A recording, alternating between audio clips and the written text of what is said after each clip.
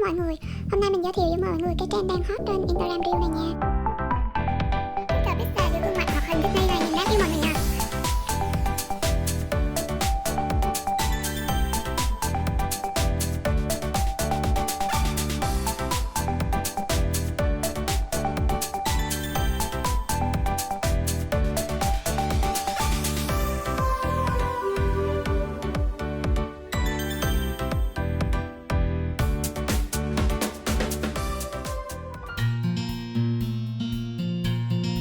Cách lấy filter Pixar.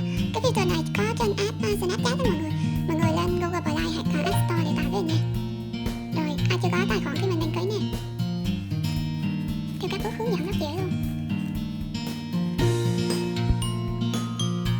Mọi người nhập họ với tên, chọn ngày tháng năm sinh, chọn một cái tên bạn nhập, rồi đặt mật khẩu nè, email của bạn nè, số điện thoại, để nó gửi cái mã xác nhận về số điện thoại.